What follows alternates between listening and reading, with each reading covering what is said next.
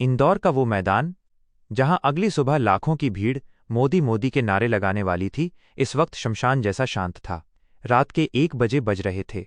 हवा में एक अजीब सी ठंडक थी, लेकिन उस मंच के नीचे जो दो लोग घुटनों के बल बैठे थे, उनके माथे से पसीना टपक रहा था। बस एक छोटी सी टॉर्च की पीली रोशनी लोहे के एक फ्रेम पे पड़ रही थी। उस फ्रेम से काले टेप से चिपका हुआ एक पैकेट था, 5 किलो आरडीएक्स। अगर ये फटता तो अगले 50 मीटर तक इंसान तो क्या, लोहे के खंभे भी पिघल जाते। पैकेट के ऊपर एक छोटा सा डिजिटल डिस्प्ले था, जिस पर एक लाल बत्ती पलक झपका रही थी। आवाज में घबराहट और कांपन। सर, ये नॉर्मल टाइमर नहीं है। मेजर अनिरुद्ध चौहान की आवाज में वो कांपन थी जो उनके 22 साल के करियर में कभी किसी ने नहीं सुनी थी। मेजर चौहान, जिन्होंने कश्मीर से लेकर असम तक 47 बम डिफ्यूज किए थे, आज उनकी उंगलियां कांप रही थीं। उनके पास ही अजीत डोभाल बैठे थे। डोभाल ने बहुत ही शांत आवाज में पूछा, जैसे वो किसी से टाइम पूछ रहे हों, क्या हुआ मेजर? सर, उसने बूबी ट्रैप लगा रखा था। जैसे ही मैंने बम के कवर को छुआ, मेन टाइमर कट गया और बैकअप टाइमर चालू हो गया। हमारे पास 12 घंटे नहीं है सर। तेज आवाज में टॉर्च की रोशनी डिस्प्ले पर पड़ी। नंबर बड़ी तेजी से पीछे भाग रहे थे। सिर्फ 30 सेकंड बचे थे। भागने का कोई चांस नहीं था। डोभाल ने एक गहरी सांस ली। मेजर, मेरी तरफ मत देखो, बम की तरफ देखो। 25 सेकंड बाकी हैं। गेम अभी खत्म नहीं हुआ है। थोड़ा ठहराव, फ्लैशबैक टोन में। लेकिन ये सब यहां तक पहुंचा कैसे? इस मौत के खेल की शुरुआत इस रात से नहीं हुई थी। कहानी को समझने के लिए हमें 96 घंटे पीछे जाना होगा। दिल्ली का साउथ ब्लॉक। रात के 11 बजे अजीत डोभाल के टेबल पर रखा वो फोन बजा जो कभी नहीं बजता था।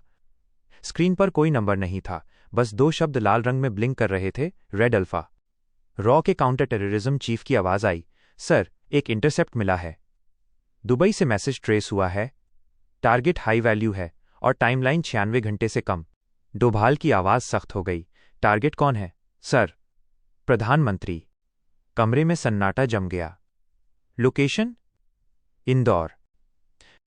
तेज और एनर्जेटिक आवाज। डोभाल ने तुरंत मीटिंग बुलाई। उन्होंने साफ कह दिया, इवेंट कैंसिल नहीं होगा। हमारा काम है उन्हें खरोच तक ना आने देना। एक टीम बनाई गई, सेल 0। इसमें शामिल था एक जीनियस, विक्रम प्रताप सिंह। विक्रम ने 6 घंटे में पता लगा लिया कि दुश्मन बाहर का नहीं, अंदर का है। इंदौर पुलिस का सब इंस्पेक्टर अकरम शेख। धीमी और गंभीर आवाज डोभाल ने कहा, विक्रम, सबसे खतरनाक दुश्मन वो नहीं होता जो सामने से गोली चलाए। सबसे खतरनाक वो होता है जो तुम्हारी वर्दी पहने और तुम्हारी पीठ में खंजर घोंपे। वापस वर्तमान में, क्लाइमैक्स टोन। अब वापस आते हैं उस मंच के नीचे। 7 सेकंड बचे थे। मेजर चौहान के हाथ स्थिर हो गए।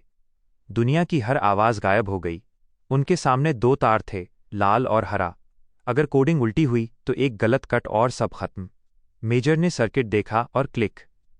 लाल तार कट गया। डिजिटल डिस्प्ले रात के 12:07 पर आकर रुक गया। टाइमर फ्रीज हो गया।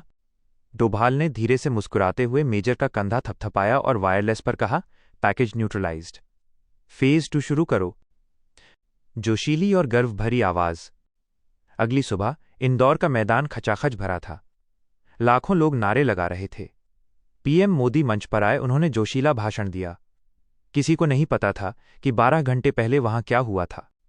मैदान के आखिरी कोने में एक बूढ़ा आदमी साधारण कपड़ों में खड़ा था, अजीत डोभाल। मोदी जी की नजर उन पर पड़ी। एक हल्की सी मुस्कान आई। डोभाल ने सिर झुकाया।